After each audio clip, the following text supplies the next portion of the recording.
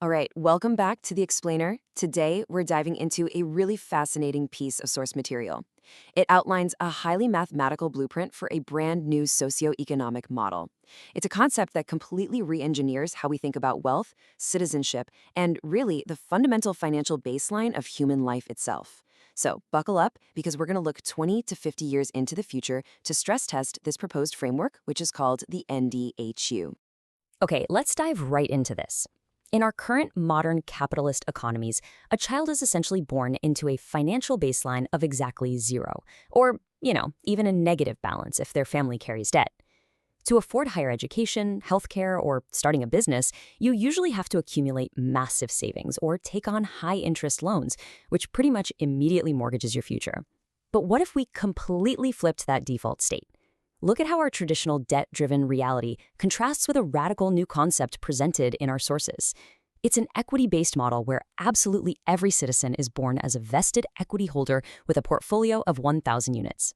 Here's our roadmap for unpacking this engine today.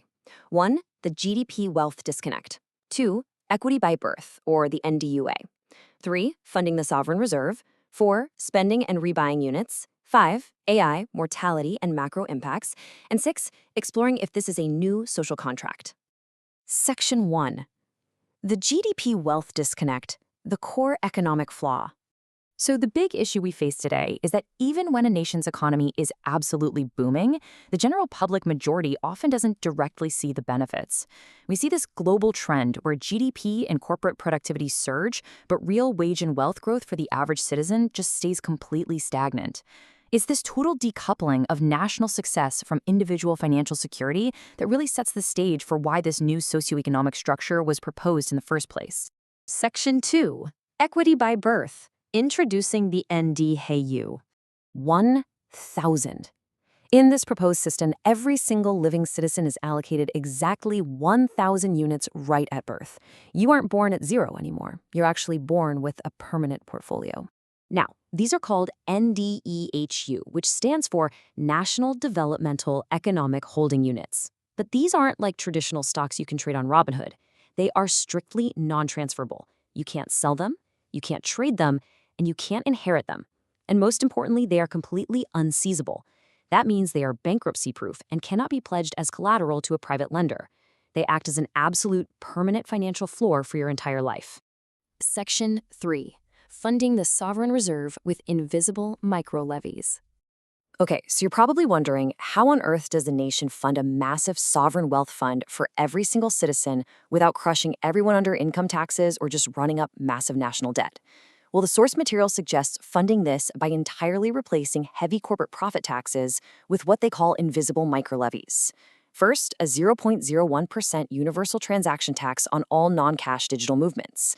That means every single time high-frequency trading algorithms execute a trade or digital ad spaces are auctioned, this tiny microscopic fraction is collected in the background.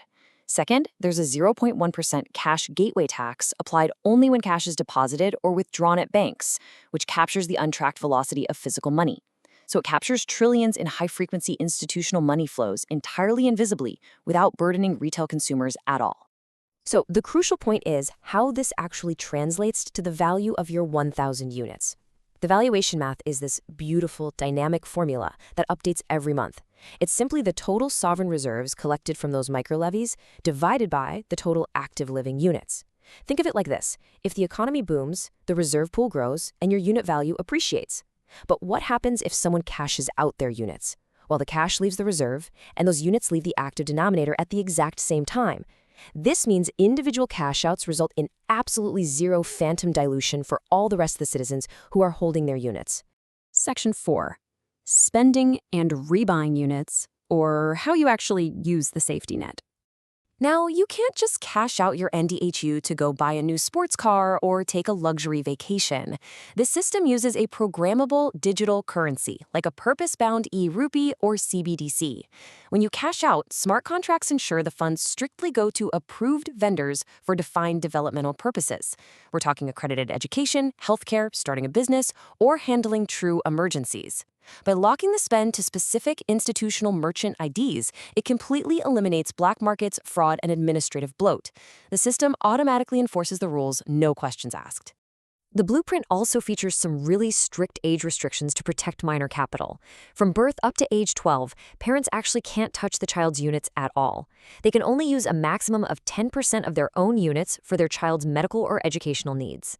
Then, between 12 and 18, a maximum of 50% of the child's units can be accessed for locked developmental purposes. It's only at age 18 that full access to the 1,000 units is unlocked. This is huge because it ensures that every single 18-year-old enters adulthood with an intact equity stake, rather than a depleted fund drained by their parents. And this brilliantly illustrates the model's recovery mechanic. Because if you suffer a massive medical emergency and have to cash out your units, you aren't permanently locked out of the nation's wealth forever. This system features a tiered buyback window. For the first 2 years, you can buy back your units at the exact original price you cashed them out for. From years 2 to 5, it's the original price plus 50% of the market difference. After 5 years, you pay the current market price. This decaying schedule totally prevents wealthy citizens from doing speculative arbitrage, selling high and buying low, while still giving ordinary families a really generous runway to recover from a crisis and restore their 1,000-unit portfolio. Section 5, AI, mortality, and macro impacts, basically future-proofing society. One of the most fascinating aspects of this whole thing is how it handles mortality. Because units are non-hereditary, when a citizen passes away, their uncashed units automatically return to the central pool. This permanently contracts the circulating unit supply. Mathematically, with fewer units in the denominator but the tax revenue remaining in the reserve, the unit value automatically rises for all surviving citizens. It's an automated mortality dividend. And if they died with cashed-out units? Well, those are simply permanently written off, leaving the government with zero sovereign debt overhang. The source material really captures the response to the AI era with this idea. As automation scales corporate margins, we decouple citizens' security from wage stagnation without deficit spending. As artificial intelligence and automation inevitably scale corporate profit margins and increase digital transaction velocity, traditional wage labor might shrink. But because the NDHU reserve is funded by that 0.01% micro-levy on all that high-frequency automated digital velocity, the public's baseline equity actually enriches alongside the machines. It neutralizes the threat of AI job displacement without the state needing to resort to deficit spending or constantly passing new welfare legislation. Section 6, a new social contract, re-engineering society. The systemic impacts proposed here are just profound. First, it completely aligns worker and corporate class interests. If businesses succeed and transaction velocity goes up, every citizen's monthly dividend increases, shifting public sentiment away from resentment. Second, it handles penal accountability really neutrally. Judicial fines can be deducted from your NDEHU, but they are strictly capped at 50% to prevent courts from driving citizens into total destitution. There's also a 20% pledge allowance, which is like a civic crowdfunding mechanism, where citizens can voluntarily pledge units to fund mitigation during national crises. Ultimately, it's a framework explicitly designed to eliminate generational debt traps once and for all. Which leaves us with the ultimate question.